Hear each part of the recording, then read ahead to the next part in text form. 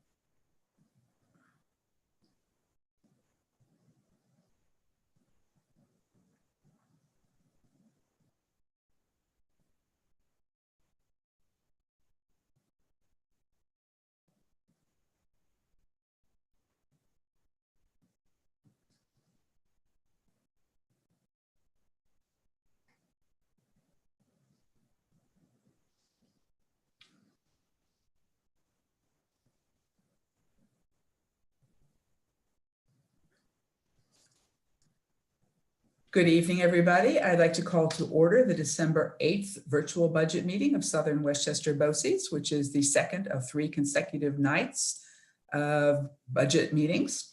I'd like to begin by asking you to rise and join me in the Pledge of Allegiance. I pledge allegiance to the flag of the United States of America and to the republic for which it stands, one nation, under God, indivisible, with liberty and justice for all.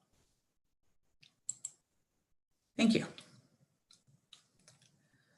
So as usual, I will remind everybody that while we're in the virtual environment, we will not be taking any public comment during any of our meetings, but we welcome your comments through our website, through an email to any appropriate staff member or any board member. I would like to ask the district clerk, Valerie Tremelli, to call the roll of board members, please.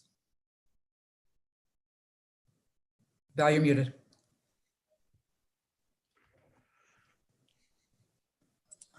Good evening, everyone. If you're here, please say present. Kathy Draper. Present. John Filiberti. Cheryl Brady. She will be late. Okay. Lynn Fraser McBride. I saw Lynn. Bob Johnson. Present. And Valerie Williams. Valerie's there. I see her too. Okay, thank you. Thank you, Val. You're welcome. So as I did last night, if he's there, yes, there he is, I see him. I'd like to ask Steve Tibbetts to introduce our budget presentations for the evening. Great, thank you, Catherine. I apologize, I'm on my cell phone. I'm having a little bit of an issue here, so I hope you can hear me and see me okay. So you guys can hear me? We can. Perfect, Yes. Great, thank you. So welcome to night 2 of our budget presentations. This evening is a little bit more abbreviated because we have the board meeting afterwards. So we have 2 presentations this evening, and then I'll after the second presentation, I'll just talk about some other services from a budget perspective for next year. So first up this evening, we have our interscholastic athletics department and the Todd Santa Barbara, and I believe he has some guests as well, so I'll let him introduce members of his staff as well. So Todd, if you want to take it away. Thank you, Steve. Good evening, everyone. And thank you for the opportunity to share with you our budget for the 21-22 school year.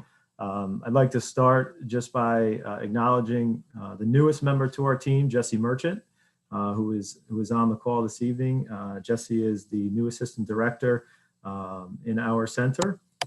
brings a wealth of knowledge with him, has hit the ground running in the beginning of September in the midst of the pandemic, and has been a great addition. So welcome, Jesse.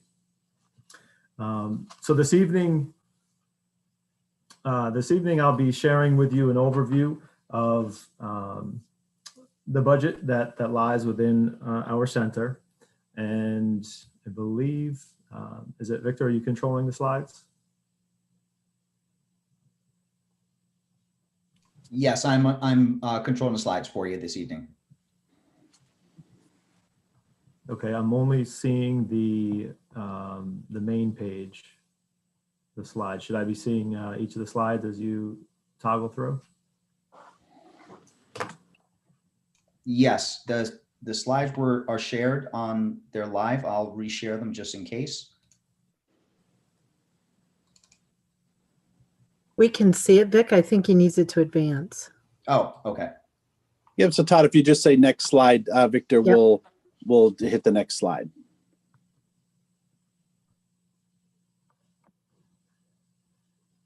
All right, there we go.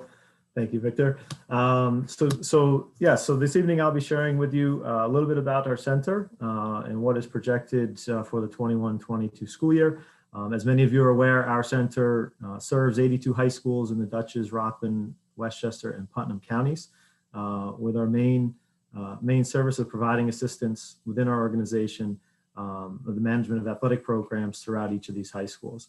Our budget is primarily broken up into three components: one of the office fee, the officials expenses, and the section fee. And the office fee is varies year to year, simply based upon the state ed beds numbers, which we use to calculate each of those 5 tiers and then evenly distribute that money, that cost, based on enrollment over the 82 high schools. This year, we are looking at, or I should say next year rather, we are looking at an assessment of about 1.7% to the districts.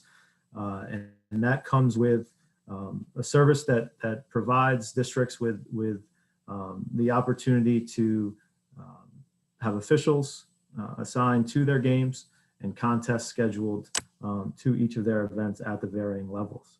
The second component of our budget looks at the Officials Association and their contract, and we are in year 3 of that 5-year contract.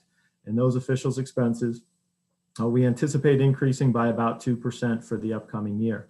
And when you look at what our center provides, we schedule approximately 40,000 contests per year, and in translation, about 80,000 officials assignments. And with that fee that districts incur based upon usage and participation stems from that contract that has been negotiated on behalf of the districts. And then the third component of our budget speaks to the section fees. And the section fees, where BOE serves as that billing agent, the section fees is a collection of fees that helps to offset costs for us as a section to be able to facilitate championship events on behalf of our member schools. Things such as event staff, awards, state reimbursements, rental agreements, all are part of that section fee for our component schools. 2 other components of our budget really look at the winter billing. Ice hockey, wrestling, indoor track and field, bowling, and skiing all have additional costs tied to them. And that is a component of the budget, again, simply based on each district's participation, as is the optional services we provide, the third-party athletic software vendors, a Family ID, an online registration platform for school districts, Impact, a concussion management platform used as a tool to help assess head injuries.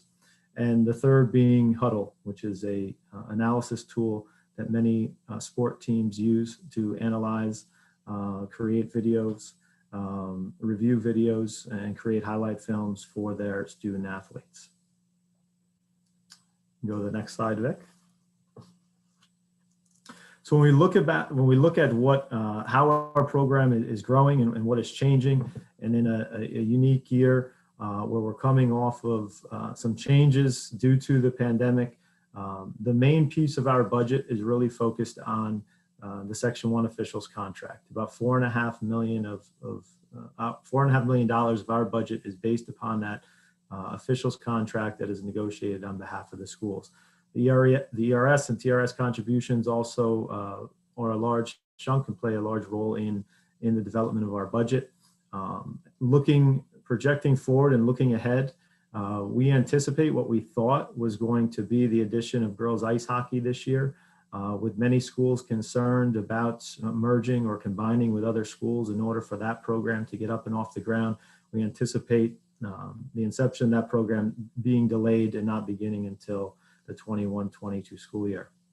This past year, we had taken into account the cross country and outdoor track and field scheduling, which we brought fully under the umbrella of our sports desk assistants for the purpose of assigning of meets and scheduling of officials.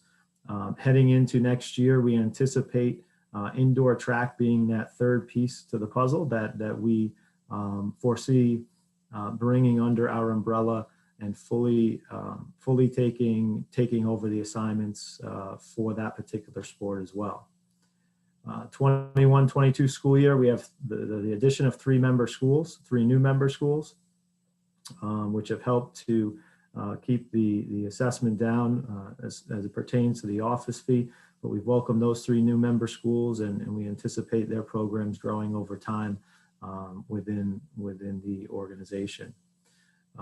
We continue to see an increase in those athletic software programs. The athletic software programs being a big piece to how folks operate and how they administer their own programs within each of their own local districts. So the increase that we have experienced there and the support we have been able to provide folks has been instrumental in them being able to efficiently serve and support their student athletes.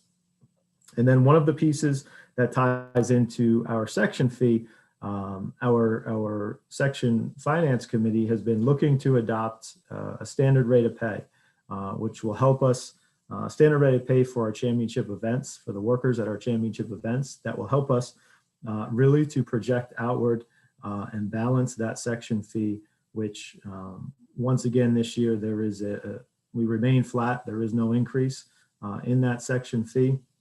And this is an opportunity for us to help project out and ensure that we are in a position to continue facilitating the great events for our student athletes on behalf of the section. You can go to the next slide, Vic. And then when we think about beyond the numbers, what is important in our journey and where we have come and where we are headed, we talk about telling our story. And I think the piece that I would like to acknowledge or most recognize with telling our story has been that of ways of which we've supported, served, and guided our districts in navigating not just through some unprecedented and challenging times, but also as we move forward into hoping to seek some normalcy in the 21-22 school year. But the public relations component, we have spent a good deal of time and energy working with our partners or at local media outlets to be proactive in helping to tell our story and helping them to understand how our organization works with the sharing of a flow chart, an organizational flow chart that we have updated to help folks understand how we arrive at decisions, to help folks understand how we function as an organization. Taking a look at our subcommittees' roles and responsibilities within the section, in addition to those roles and responsibilities within our office staff, really looking to continue to provide clarity in defining what those roles are, aligning those roles with staff that provides for efficiency and support for our member schools. And how we've gone about doing all of that really ties into the use of our Twitter handle, social media, and the website.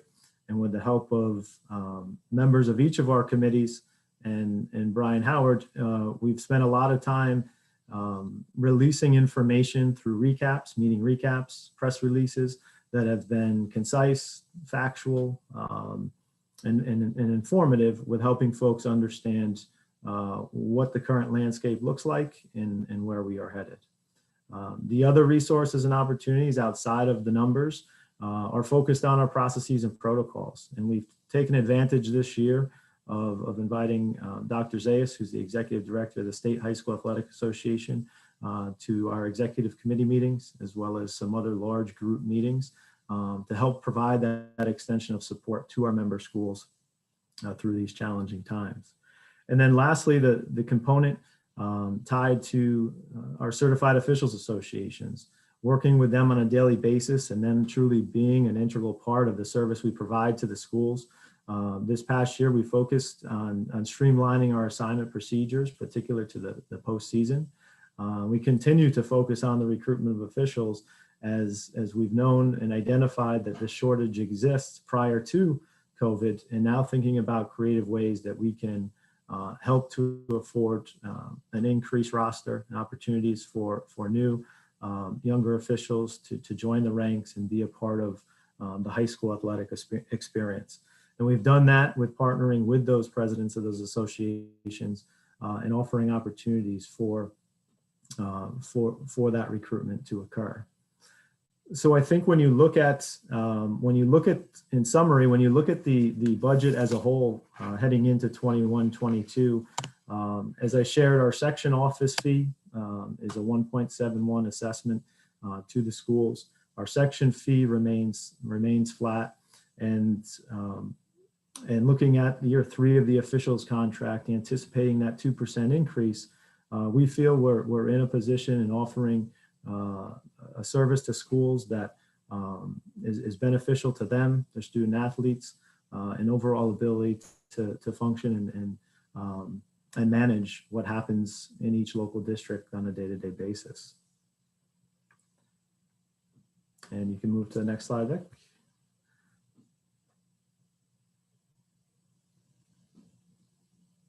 And with that concludes our presentation from the Interscholastic Athletics. I don't know if we're taking questions at this point. Yeah, sure. If any board members, it's hard for me to see on the phone, but if there are any board members that have questions, please feel free to ask. So I wouldn't want to disappoint anyone. So I do have a few questions, and I apologize for being late. I came from a White Plains school board committee meeting. So I tried to get here as quickly as possible. So one question I have, Todd, based on your presentation, I'm sort of curious about 3 new schools being welcomed. And what does that mean? Like, where did these schools come from and what were they doing previously? So yeah, so great question. So the 3 new schools are from districts that were once a part of the section, were once part of the organization that for various reasons had chosen to step away and not offer programs. We've welcomed back the Mount Pleasant Cottage School, and then the 2 of the high schools that reside within the Greenberg North Castle district, Greenberg Academy and Clark Academy. So they anticipate, they're looking to grow their programs, and we've welcomed them through our membership application process and approval from our athletic council and executive committee. Great. And just a couple more things. So in looking at sort of the line items in the budget that was presented to the board in board docs, there were a couple of things I just had a question about. Maintenance contracts was one of the categories, and I was wondering what that referred to, and computer equipment and who that was, for whom the equipment was utilized. So. Yeah, so the computer equipment is that equipment that our staff within the center utilizes. Okay. And then the maintenance piece. Todd, if I could hop in, I think sure. That one of the software packages that this center utilizes, I believe, is called Sports Pack, and there's always looking for a system that might be able to do a little bit more and make enhancements to that system. So I don't know if Todd, if you want to talk about maybe the potential enhancements or looking for a new package. Yeah, so we have Sports Pack has been the primary platform that we as a center, as well as the district, districts have utilized for the scheduling and assigning of contests, as well as the payment, how we go about the payment, managing the payment methods and processes for for compensating officials.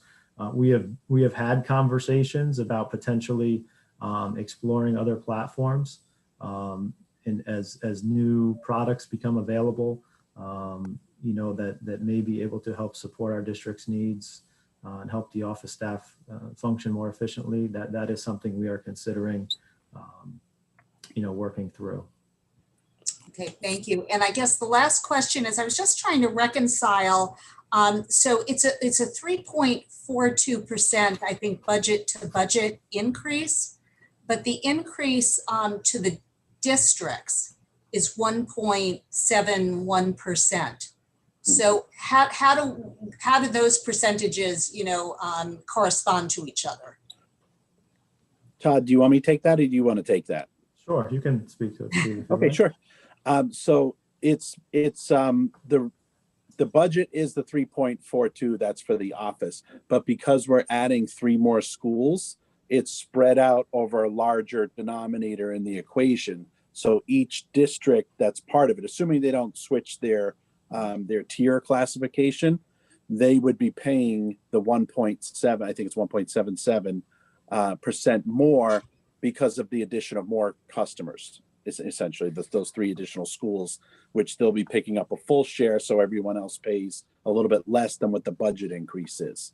Okay, so it balances out in terms of the budget. Yep. So when we add in those schools, they'll pay the fees. So I'm just looking at the budget figures now. So the office budget is about a $50,000 increase, but the addition of those 3 schools, I'm just making up round numbers because I don't have exactly in front of me, but they might contribute, say, $5,000 a piece to the section, to the office. So the remaining schools, the other 79 schools that will continue on, will be paying their share to equate for that $35,000 increase. So Okay. the $35,000 from existing customers, 15 from new, covers the entire budget increase. Okay, great. Thank you. Sure. Are there other questions? Because one question, Todd, that was asked last night was the difference or the kind of the relationship between Section 1 and the BOCES program.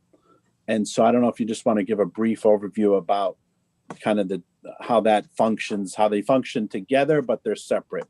Thank you, Steve. That was my question too yesterday. So yes, thank you. Sure. Yeah, I think probably the easiest way to describe the relationship is that on the BOCES side, the focus really there ties into the scheduling of games, the signing of officials, and the management of that payment plan for the officials. And then with that, BOCES serves as that billing agent for all of the services provided on behalf of both the section and BOCES. Where the section is one of 11 regions or sections that are part of the New York State Public High School Athletic Association, which is ultimately responsible for ensuring that our member districts, member schools, adhere to the commissioner's regulations, the bylaws, eligibility standards that the State Athletic Association has, and ultimately responsible for coordinating and facilitating championship events on behalf of our region, with the idea that group is governed by an executive committee with superintendent representation from each of the counties, principals, and athletic directors, all which oversee purely the Section 1 operation. So I just want to say thank you, Todd, for a really excellent presentation. The fact that there aren't more questions just probably is explained by the fact that you've done a really good job of giving us information, and also to say welcome to Jesse. It's good to have you on our team. Thank you. Thank you. Thank you. Thank you. Thank you, Todd, Jesse. Okay, so next up, we have Tom Briggs from Operations and Maintenance. Thank you, Steve. Good evening, and thank you for the opportunity to present our 2021-22 operations and maintenance budget. Before I begin, I'd like to take a minute to just recognize the great team of people we have in our department. We're a small group, currently 12, due to some vacancies of men and women that help keep Southern Westchester BOCES safe, clean, and healthy. During this pandemic, this team's been asked to adapt to the ever-changing landscape and gone above and beyond to address the needs of the staff and students. Whether it's moving a classroom or office furniture to allow for proper social distancing, the midday disinfection of the high touch points, or the last minute ordering of personal protective equipment from their remote workspace, they do it with a smile. Special thank you to Pat DiTomaso, who's retiring later this month after 18 years, almost 18 years with Southern Westchester BOCES. So thank you guys. You do a great job. Next slide, please. Thanks. So fortunately, our budget, due to some tight monitoring and management, we've been able to keep this year's budget to budget increase down below 1%. It's 0.99. And we do that, we look back 4 years on the utilities. So our budgets, the three primary numbers in our budget are the payroll, the contracted services, and utilities.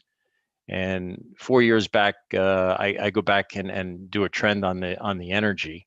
We've made a lot of improvements, so we've been able to adjust our budget to include the most accurate numbers. And also this year with the curveball, we've made allocations in the new budget for anticipated materials and supplies and contracted services related to COVID-19. We'll talk about that a little bit later. Next slide, please. All right. While we face many challenges, we also continue to find efficiencies. So as we do our projects, for instance, we do a roofing project, we're able to add insulation and able to conserve on energy. So we're replacing a lot of our lighting with LED lighting, much more efficient. So even though the cost of energy is, electricity looks to be up about 12% this year, all combined, and it's mostly due to the Indian Point closure. We've been able to recap a lot of that with the projects that we've been doing. So you won't see a large increase. In fact, some of my lines have decreased due to some trending in the utility budgets. And then also we knowing what we spent in the past year on the COVID-related modifications and the services and materials, I've made those adjustments in the budget. So you'll see some of the supply lines went up. Some of the contracted services went up. And while it appears one other spot in the budget you'll see an increase is on the safety and security, facility safety and security line.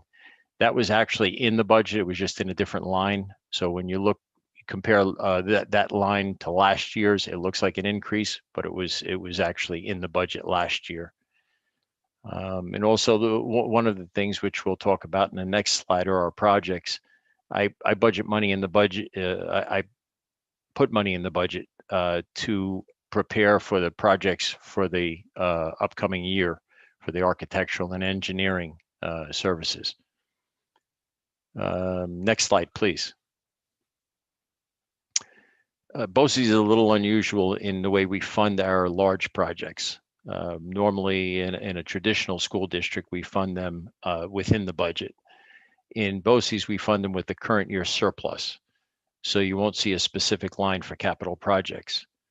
Some of the most recently completed projects we did were the two roofs in Building C and Building E at the career campus. They were well beyond their useful life, but I inherited a great capital plan and I've been able to keep it rolling along nicely. So Building C and Building E. And Building C, well, I'll talk about that in a minute. The new systems that we put in place, they're 20-year EPDM rubber roofs, so a good long life, and the increased insulation really helps a lot.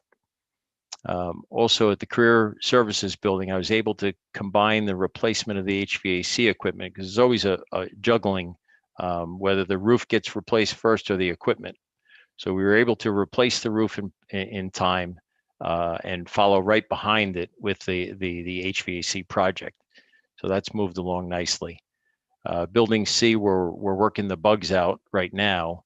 It's a very high-tech system. It uses what's called energy recovery. So normally what you do is you circulate air through the space, and when you're done with it, you dump it out to the atmosphere. Before we dump it out, we reclaim the heat or the cooling that's still contained in that air and run it back through, not the actual air, but the energy. So it's a very efficient way of operating. And then one thing that we've been able to do in Building C now is completely air conditioned, which will allow 12-month operation in there. And it works out great because Building C, for those of you that don't know, it houses cosmetology. So you have nail polish, you have hairspray and the different odors. We have animal science, which has its own control issues. And then we have a nursing program. So 3 completely dissimilar programs in the same building. And this new system allows where the air does not cross between the spaces. So it's a very efficient.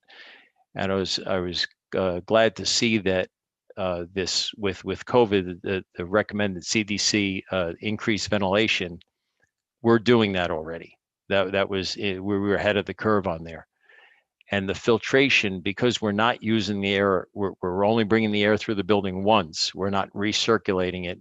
The MERV 15 or MERV 13 requirement doesn't play into this system. So it's really it was almost as though we saw this curveball coming at us. So again, I said the cooling in the space, that's great. And some of the future projects, we're looking to create a similar system to this in the 2 larger buildings on Rye Lake campus. That's our next 2 projects. And then we have 2 roofs over at Rye Lake that need to be replaced. The COVID-19, that was it is an interesting anomaly for us to deal with, because we have different cohorts of children coming through, of students coming through, especially at the CTE campus. You have the morning class comes in, they go home, and then you have an afternoon class. So we have to go in there like a SWAT team, get through the buildings, disinfect all the high touch points, and get out. And our crew has been able to do that. Fortunately, we've had a lot of success. So.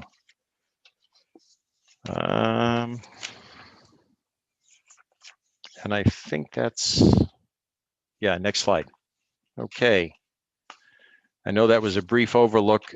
Please take a look at the notes that are in your budget book from my department, and I'll certainly entertain any of your questions.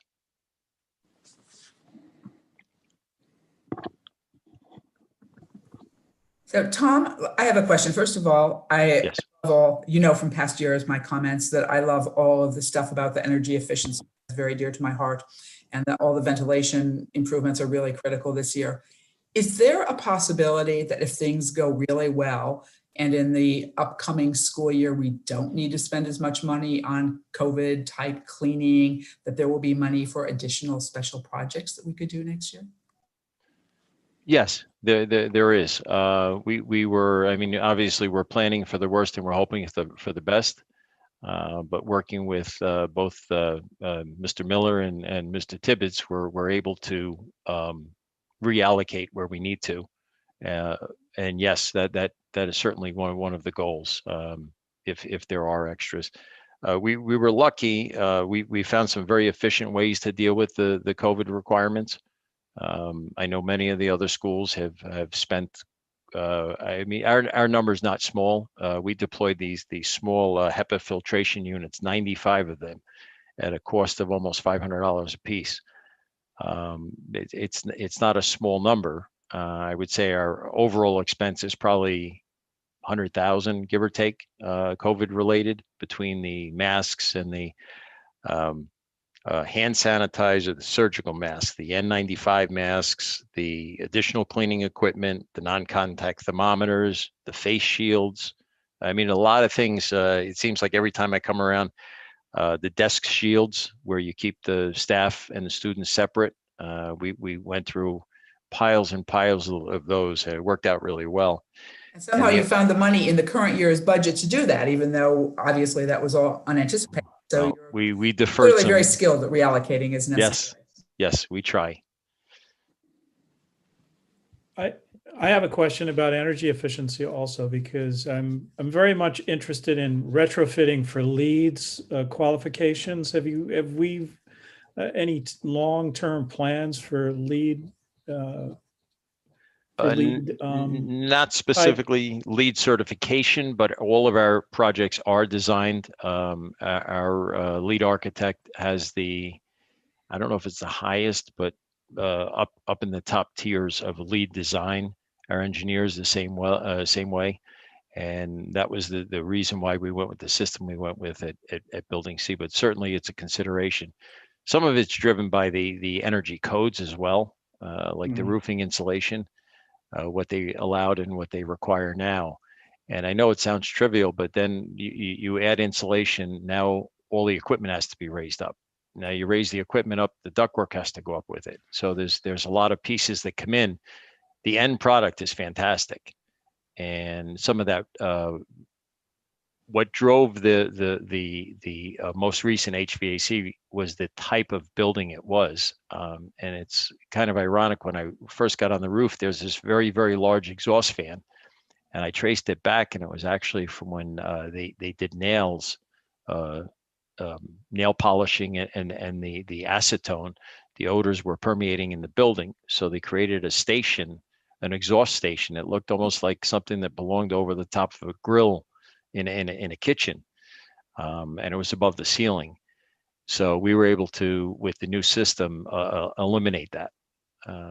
So I'm curious to see. This is my first go around with an energy recovery system, but so far I like it. It's very interesting, the fact that and both it's a 12-month.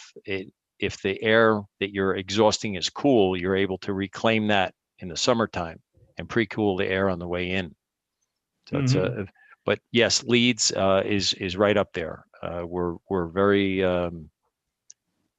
we recognize it, and we do design around it.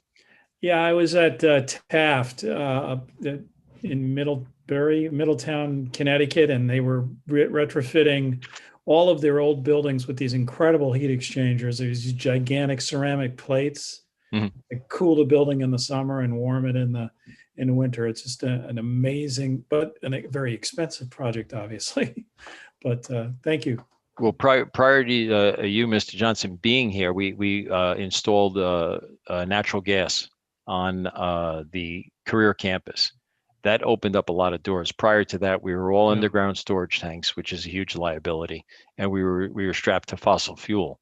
So now that we're off that, we have very high efficiency condensing, gas-fired condensing boilers that are really, really interesting. They have almost like an accelerator pedal on them to adjust the capacity. It does it all automatically, but where the old boilers, they would fire up, heat up, and shut off, and then recycle. These don't do that.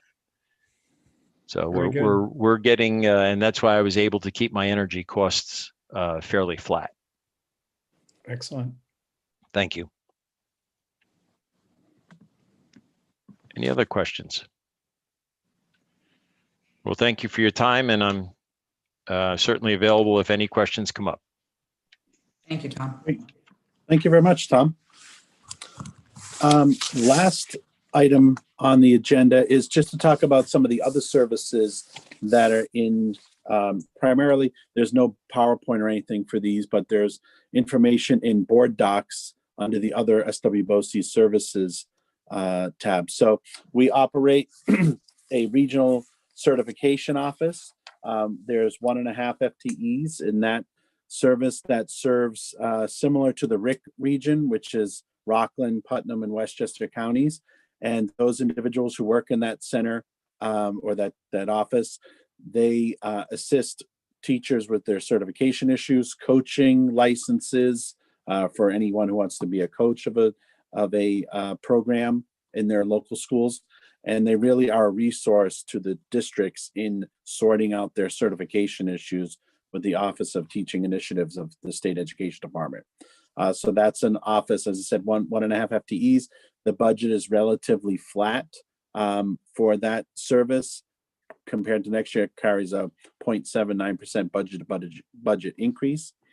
The next item is the benefits office. So that's an office of almost 2 people who manage all of the fringe benefits offered by the BOCES. So it's the health insurance, dental insurance, life, disability, both on the active side of the house or active employees, as well as the retirees. So right now, those individuals in that department, they're working hard on open enrollment. So that's where people review their benefits for the calendar 21 year and make any changes that, shift benefits or flexible spending accounts, things like that. And that budget is assessed out to all of the centers within the BOCES. So that's why if you look at the budget documents, it says zero-based budget, because all of the expenses are captured in a bucket and then assessed out to all of the participating centers throughout the BOCES. Next up is public information, near and dear to Brian Howard's heart, who's on the call. That service is what we call a hybrid service at the BOCES, where it's a service that serves both internally and externally. So there's towards the bottom of the budget, you'll see some interbudget credits coming in there from various BOCES centers. But in addition, they also serve local districts with their PR and website and social media needs.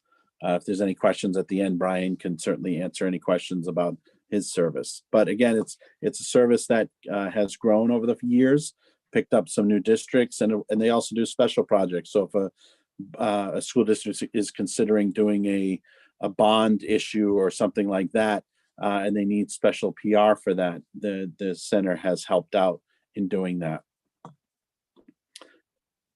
Next up is our employees assistant program. So this is a service we purchased from Putnam Northern Westchester BOCES, and it's a service that we offer to our employees as a benefit.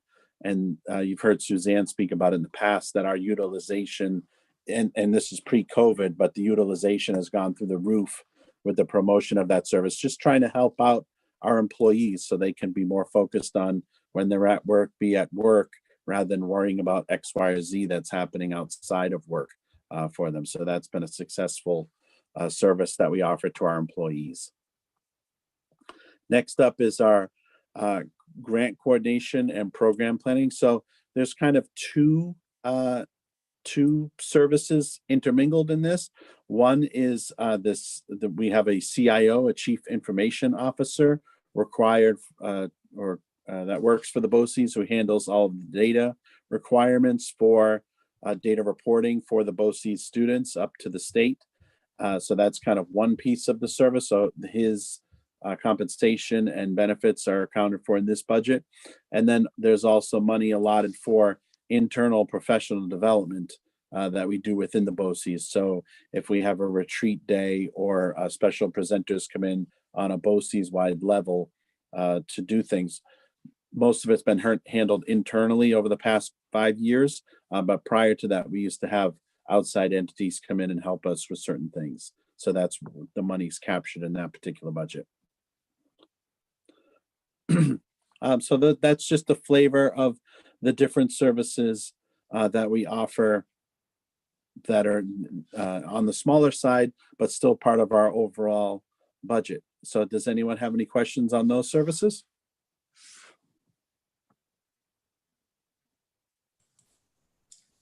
Thank you, Steve. It looks like, again, a great job. All clear. Terrific. All right.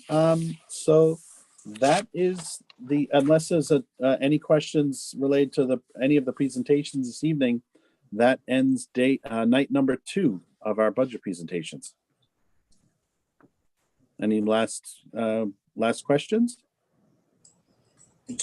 I'll make a comment. I should probably say this tomorrow night, but I so appreciate the way these budget meetings have gone, and the administrative presentations, the sort of high level view that then matches or meshes, with the details that we get in board docs. I just find it really very informative.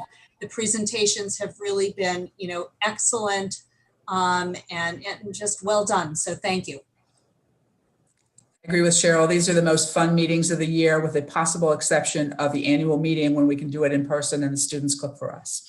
But this is where we really learn what happens every day and we get to meet everybody. So it's always fun to do this. And I know the board always appreciates all the work that goes into preparing for these meetings. So again, thank you to all of you who participated in making tonight such an efficient night. If I don't hear anything else, I'm going to explain the process going forward. We do have our business meeting starting at 7:30. So in a moment, I am going to call for a motion to adjourn this meeting. We will go dark for 10 minutes or whatever it is, and we will reconvene at 7:30.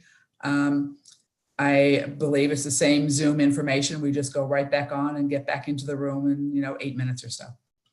So somebody correct me if I'm wrong on that, but I think that's correct. Yes, Kathy, that is correct. Okay, thank you, Victor. In that case, may I have a motion? Can I say just one thing? Sure. I seem distracted. I have to go. I just found out my neighbor's house was burned down and her mother died of smoke inhalation. So I'm taking calls and listening to this meeting at the same time. So if I leave abruptly, it's just something I have to do. Thank you for explaining, and I'm sorry to hear that. I did read about something in the online, so I didn't realize it was one of your neighbors. Yes. Okay. Motion to adjourn. Somebody, I think Cheryl. Okay, and Bob, second. All in favor, raise hands, please. All right, thank you very much. We will see you in a few minutes.